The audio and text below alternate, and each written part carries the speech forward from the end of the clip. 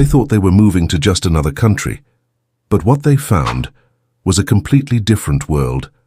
Americans are shocked after moving to Singapore in 2025, and it's not just about the heat, or the food, or the rules.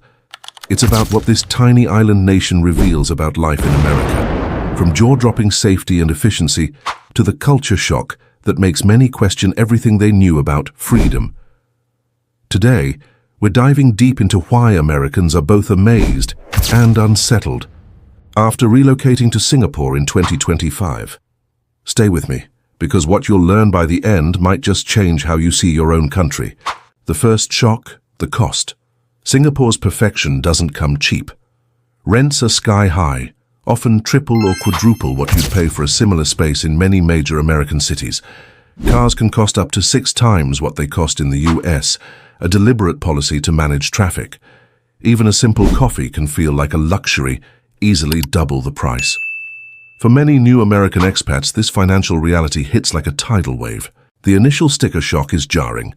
This is a city meticulously built for order and excellence, not for cutting corners or finding bargains. But strangely, they still stay. Because when you step outside your expensive apartment, you immediately understand why people are willing to pay the price.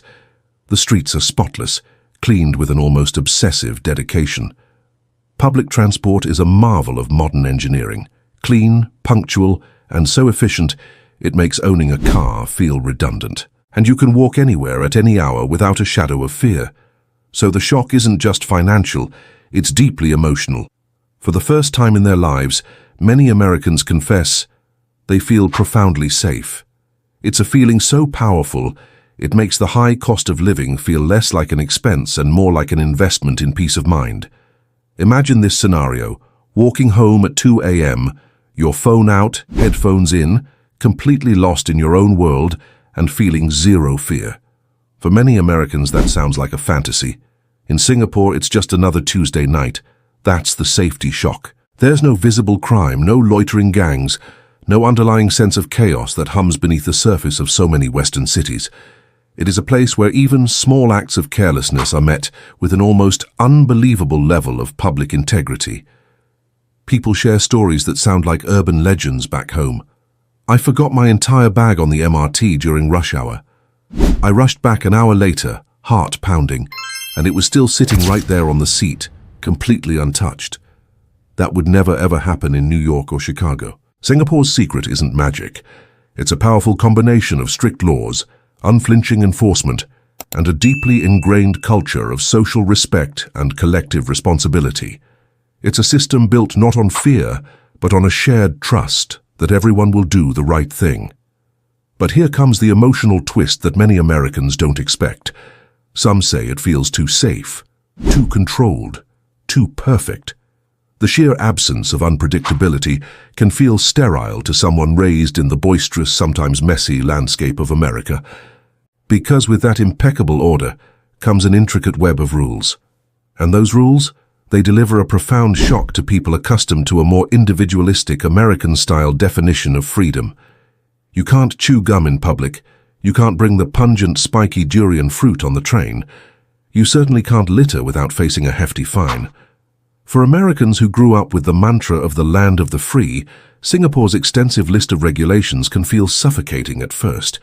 It's a society with guardrails, and for some it's a jarring adjustment. One expat admitted, "I love how clean and safe it is, but sometimes I feel like I'm walking on eggshells, constantly worried I'm breaking a rule I don't even know exists. It's like living inside a rule book." Yet, here's the irony that slowly dawns on them. Most Singaporeans don't see these rules as oppressive. They see them as the very architecture of their society's success. Those same regulations built one of the world's safest, most prosperous, and harmonious nations.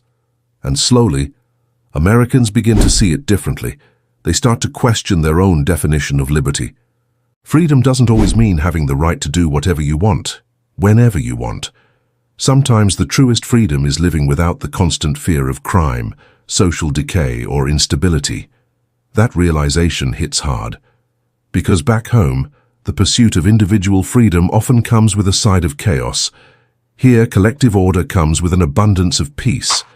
Then comes the cultural shock. Singapore isn't just diverse, it is a true functioning cultural melting pot.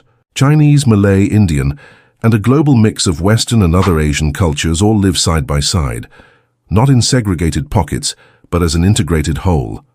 For many Americans, it's their first real experience of deep, authentic, multicultural harmony. On any given day, you'll hear people effortlessly switching between English, Mandarin, Malay, and Tamil. Religion is a private matter, deeply respected but not politicized.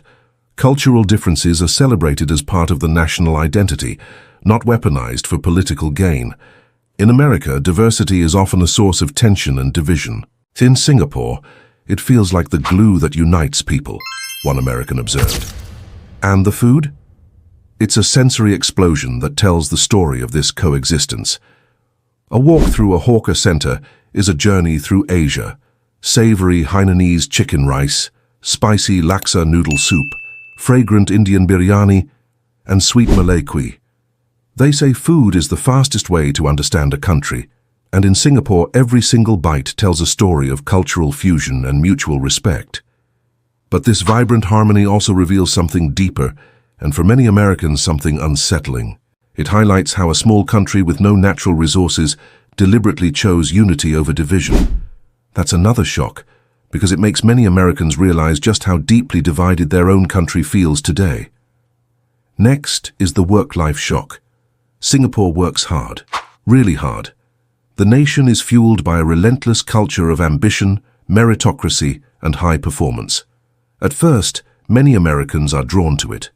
The salaries are high, the offices are futuristic, and the systems are incredibly efficient. But they soon realize that this efficiency comes from an environment of intense competition. The hours are long, the expectations are sky-high.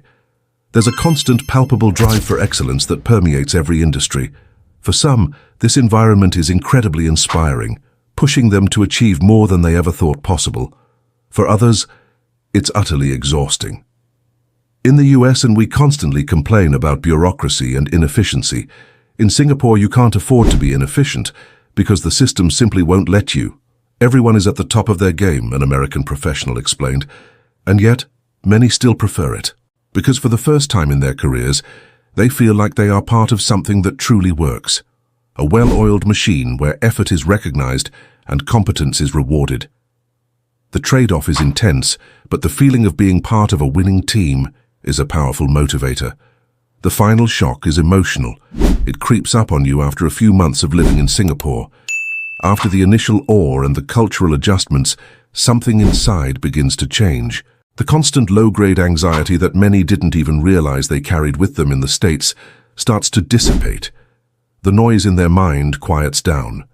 They feel safe walking home late. They feel focused at work, unburdened by external chaos. They feel connected to a community that, despite its strictness, functions with a sense of shared purpose. And they start asking themselves profound questions. Was the American dream they were chasing really about absolute freedom, or was it about feeling safe, secure, and fulfilled? For many, Singapore becomes a mirror.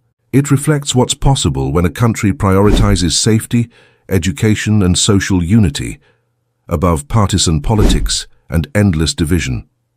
Some eventually go back home, craving the familiar freedoms and open spaces of America.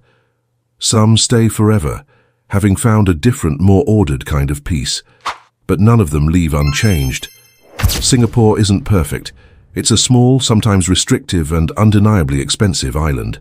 But it proves something powerful in the 21st century, that order, discipline, and mutual respect are not outdated values. They are the bedrock of a functional, prosperous society.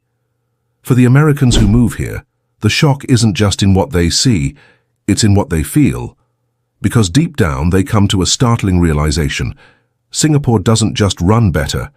In many ways it feels better. Not because it's richer or more technologically advanced, but because it's united. Because people for the most part trust the system, and more importantly, they trust each other. So if you ever get the chance to visit Singapore, don't just look at the futuristic skyline. Listen to the quiet confidence in the streets. Smell the clean, orderly air. Feel the profound sense of peace that comes from a society in harmony with itself.